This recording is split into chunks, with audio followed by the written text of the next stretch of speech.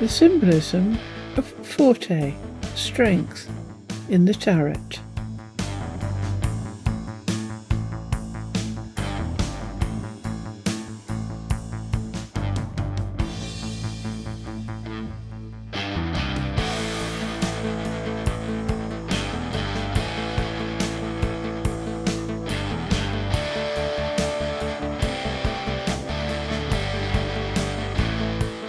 Strength is a Major Arcana Tarot card and is numbered either 11 or 8, depending on the deck.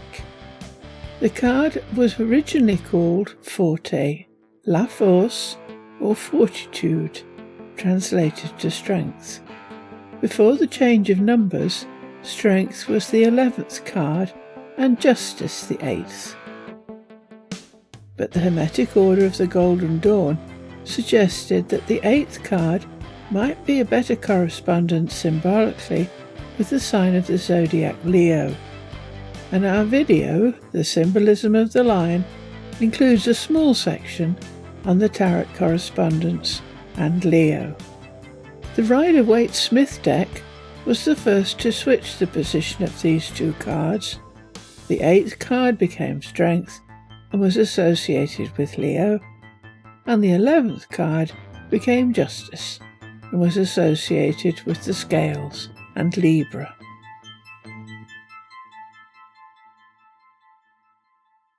Key players. The key characters in the card are a woman and a lion, with the woman subduing the lion in some way. Simply riding on its back,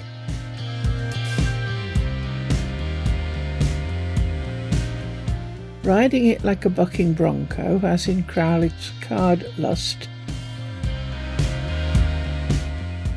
controlling its jaws in the manner of a lion tamer,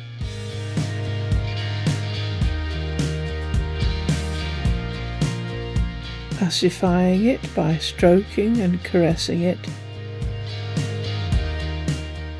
sitting on its head, breaking a column as the lion watches in trepidation. All these are complementary views, expressing different facets of the same theme. In some cases, the meaning is heavily veiled to protect both the meaning and the adherence of the implied processes. It should not be forgotten that both the law and the church hounded the adherents of the so-called occult, those interested in obtaining enlightenment under their own steam.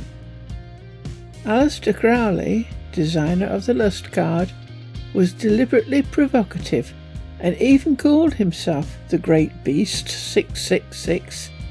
The British press dubbed him the wickedest man in the world, which was all good publicity.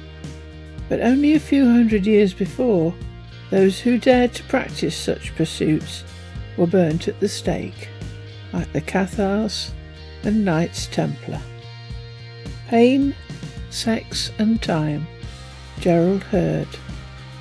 Under the phraseology of alchemy and astrology, more than once was disguised knowledge of the endocrine system and how, by breath control and concentration, to release hormonic changes which not only change the energies and powers of the body, but profoundly altered the quality and extent of consciousness.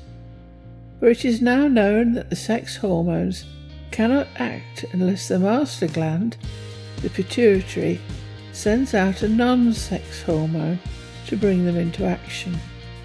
The pituitary is a brain gland situated just behind the root of the nose, and one in close touch with the higher mental activities.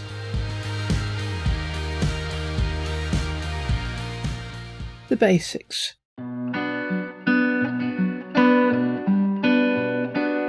The woman represents the feminine, but also has a specific role.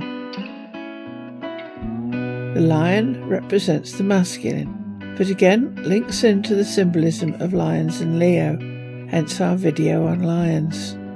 The woman is taking the role of a priestess of the mysteries, another tarot card, and one we explain in the video on Virgo, Virgins and the High Priestess.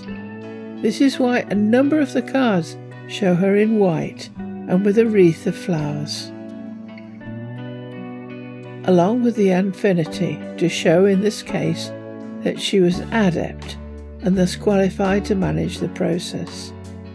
A clue to which is shown in this card, which is rather graphic in its accuracy. She is performing the role of a guide, mentor, teacher and helper to the lion in one of two ways, one of which is entirely physical and the other is mental. Pain, Sex and Time, Gerald Hurd. The orgasm, being a purely physical expression, is comparable to the eliminatory processes of the body. A gorge condition requires release. The only significance of the sex act, as far as it is a conscious experience, lies in its power to detension the nervous system. For with what are we actually presented if we study our species without prejudice? Not a being who is blinded with excessive lust, but one who is on tenterhooks from nervous energy. Pent forces, not of instinctive animal appetite, craving for specific satisfaction, but of neuronic impulse, restlessly desiring it knows not what, fret and strain him. Whatever his faults and failure, modern man is not seeking to be glutted, but to be assuaged, released from an intolerable stress. The demands of undeveloped faculty rend at him, striving to find delivery in expression. He short-circuits the charge and finds a passing relief.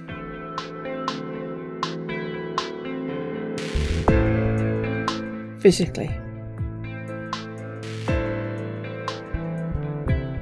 In this case, the High Priestess is helping the man obtain a Kundalini experience, and doing this by physically riding him in some way, which is why Crowley called the card lust. So not taming his lust, not repression, but redirection of sexual energy into a Kundalini experience, and using physical methods to become enlightened. Sex magic, see the link to our site in the credits section. Sexual stimulation, ditto, and peaking, ditto. Thus these cards are describing these physical techniques. Simply riding on its back, riding it like a bucking bronco, as in Crowley's card, lust, and breaking a column, as the lion watches. A column symbolically is a person's spine, and there is an expression to break the back of something, which means accomplish the main or hardest part of a task, as in, we've broken the back of the problem. So this card is clever, as it implies physical manipulation until the task is done. Pain, Sex and Time, Gerald Hurd. For a long while, sociologically minded historians have been puzzled by the fact that militaristic dictators always interfere with the sexual freedom of their subjects, even forbidding behaviour which is private. The dictators know intuitively how their requirements may be met. They require not merely cannon fodder, but fanatics. They obtain their fanatics from those who think militarism better than debauchery, if not for themselves, then for others. That is the true gravity of our situation. If our evolution is over, if we have no further original outlet adequate to our enormous and fretting energy, then the only choice is slow degeneracy through sex addiction or a convulsive end through homicidal mania.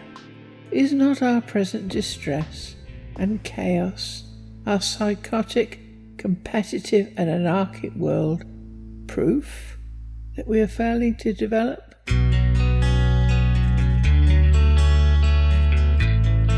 Mentally.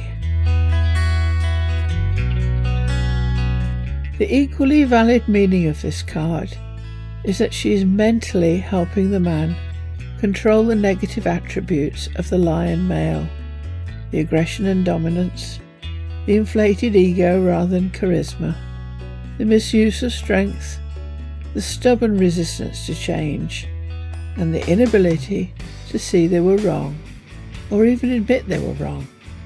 Generally speaking, the card used for these is that where she controls its mouth, shuts it up. She is then closed, though not always. BKS Iyengar, Light on Life. The ego seeks power because it seeks self-perpetuation. It seeks it at all costs to avoid its own inevitable demise. But what has ego done to procreation, to the harmonious union of complementary opposites? It has twisted it into an act of egocentric self-affirmation. Lust is self-validation through consumption, control through the exercise of power. When the emergence of human ego came into the world, it altered the act of procreation. It converted it to an existential proof of being through an act of consumption, not consummation.